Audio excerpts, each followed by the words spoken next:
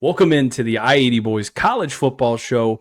Chris, the Alabama Crimson Tide today. I want to know how many wins, how many losses for Alabama this year? Christian, we've done quite a few teams so far, and this one was a tough one for me, man. We're usually high on Alabama every single year. I got them going 10-2. I'm going to tell you my losses here. This one might shock you a little bit. I got at South Carolina, and to end the year at Auburn. I know we're going to talk about this here in a little bit, but I want to hear your record prediction for the Crimson Tide. 10-2, is that really how we're going to have to agree on this? I also have them going 10-2. Now, here's the thing. Solid penciled-in loss to Georgia this year. And either South Carolina or Auburn. So I'm right there with you. I see the same thing you're seeing there, Chris. I do, and I want to ask you, I know you're a Georgia homer, but what makes you think that Georgia's going to finally beat Bama? It's at Georgia. I mean, it hasn't mattered over the last 10 years for Georgia. Okay. It hasn't mattered for a lot longer than that, probably. But look, the reason why I think Georgia gets the W here, and we'll kind of probably go more so onto this, is Ty Simpson. Early game for him. I mean, this will be 4 games into the venture. Georgia will be the best team they've played up to that point.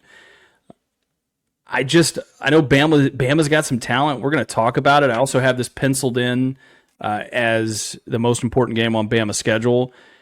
He needs to pick up where he left off last year. DeBoer does, and he needs to beat Georgia. I don't think he needs to blow them out in the first half and then maybe give up a huge lead in the second half again. I think, if you're Kalen DeBoer, you just need to handle business and get a win, and it doesn't matter how you do it. But at the end of the day, Bama needs to take care of business and continue doing what they've done historically, and that's they need to go in there and they need to beat Georgia, and they need to show Kirby Smart, who runs the Southeastern Conference. No, I agree with you. It's going to be a big game, obviously. Usually one of the best games of the year when Georgia plays Alabama. I obviously rolling the other way until I see Georgia beat Alabama. I think Kirby's 1-4, 1-5 against Bama. It's been tough for whatever reason. Alabama has Georgia's number. I do like the game. I do think there's a couple games on here interesting. I picked them to lose to South Carolina. I like South Carolina this year. I think they're going to be a pretty good team. Speaking of a team that can pick up where they left off last year. Boy, their second half of the season was remarkable last year. I think that's going to be a tough one, especially at South Carolina there. I like how we do agree, though, on the Auburn game, right? I mean, anything can happen in the Iron Bowl. We've seen that year after year after year after year. Christian, I want to ask you a question, though. Do you think Ty Simpson is the week 1 starter? Is that because there's a lot of talk going around? They got, Austin Mack. They got some, I think it's Russell's his last name, some highest rated QB since like Bryce Young on the roster. What's your thoughts there?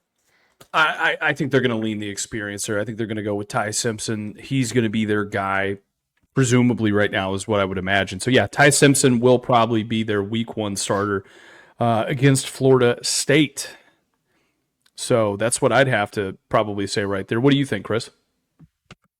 I do. I think Simpson will be the starter. If he struggles a little bit though, I mean, we haven't seen a lot of Ty Simpson. I do think they might go to somebody else. You know what I mean? But like you said though, that Georgia game isn't far behind. Actually, you look at Bama's schedule here. We didn't talk about it, but they played 2 Power 4 conference teams almost right away. 2 out of the first 3 games. Florida State. It depends on what you think about Florida State this year, but and then you got to play Wisconsin again, who's struggled, but they're obviously still a Power 4 school. So yeah, Bama's got a relatively tough schedule this year. On the road Missouri, on the road to South Carolina, obviously at the Barn. So no, like I said, I like it though. To answer your question, not to rattle on, I think Ty Simpson starts week 1.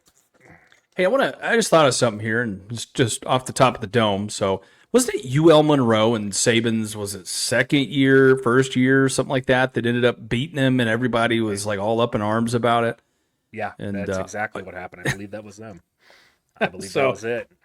Ironically, they get to play him week 2, so hopefully they don't go overlooked. I got one more question for you. Vandy's quarterback, Diego, what the hell is his last name? I like to call him Poverty, but he's been talking a lot of shit. Ryan Williams chirped in. You think Vandy's got a chance to beat him again? No chance. No shot. I don't. It was over the second they threw those goalposts into the Cumberland River down there in Nashville. No, No. This is going to be, I'll tell you right now, of all the games Bama might lose this year, potentially could lose this year, I don't think it's going to be a lot of them. It certainly won't be Vanderbilt. I agree.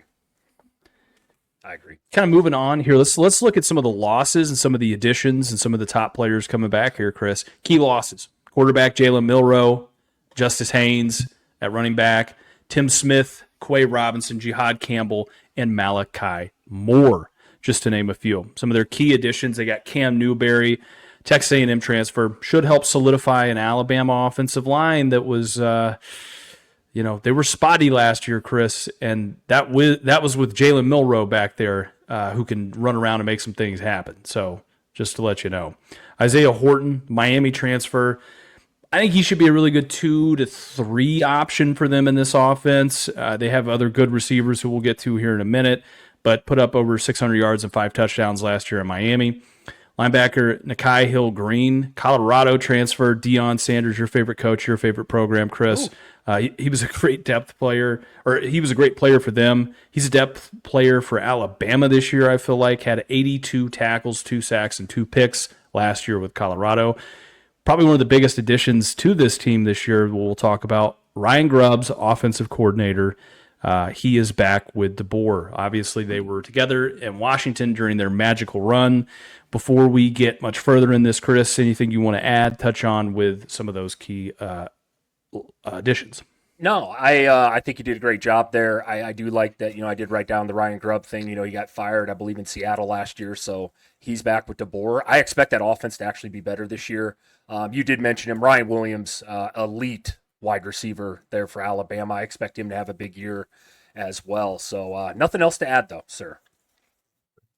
Some of their top returning players, left tackle Caden Proctor, running back Jam Miller. By the way, I had 800 all-purpose yards and 8 touchdowns. Ryan Williams. If you didn't know, last year he was 17 years old. If you watched a single Alabama game, every 4 minutes, just like if you watch a Chiefs game, they're going to show and they're going to tell you. If you watch a Chiefs game, they're going to tell you about Taylor Swift every 4 minutes.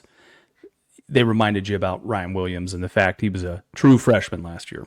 But he put up 900 all-purpose yards and 10 touchdowns as a true freshman in the SEC, which is wild. You've got wide receiver Jeremy Bernard, Washington transfer, been with DeBoer and these guys for a while, though. Over 800 yards, 3 total touchdowns. I think he's going to be their true number 2 option in this offense, and that's why I say Isaiah Horton might be that number 3 look for him. Defense, really, really stout this year.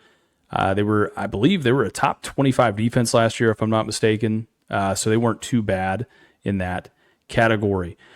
Here's the thing. They're bringing back Tim Keenan, Tim Smith, LT Overton, Dante Lawson, Justin Jefferson, Quay Russaw, Keon Sabb, Bray Hubbard, and Zabian Brown. So they're bringing back some players that, if you dig into the stats there, Chris, pretty damn good. I want to touch on this here. What's your thoughts, just sort of closing thoughts here with Alabama? I think they're going to be a better team, obviously, than last year. I do. Last year was a very up and down year, right? The big win against Georgia. They lost to Vandy. They lost to Oklahoma, a terrible Oklahoma team. They lost to Michigan in the bowl game. I do feel like Alabama's one of the 6 or 7 best teams in the country this year, Christian. I do believe, like you said, the defense is going to be pretty good. I mean, I think they allowed like 10th fewest points per game last year. They get 7 starters back, essentially. Like they're going to be good. I think the one question I have, or concern, however you want to look at it, Christian, and maybe you agree, maybe you don't, is offensively. No Jalen Milroe now. We've watched him for years make plays out of nothing back there. Yes, did he turn the ball over at times, throw some errant passes? Absolutely. But I think a lot of that's going to depend on the offense and how far that takes this team this year.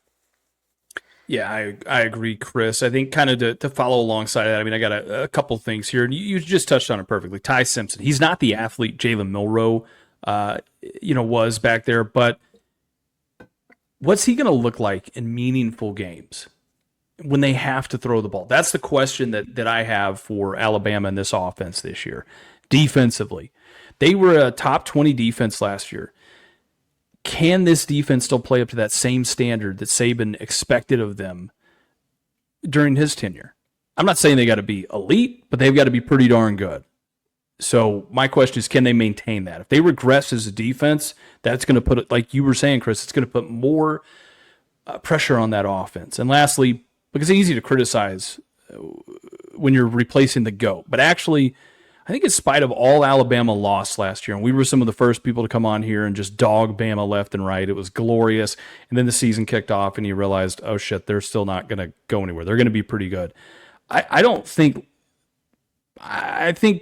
Kalen DeBoer proved he should still be one of the top coaches in the country. And Alabama, they're not going anywhere.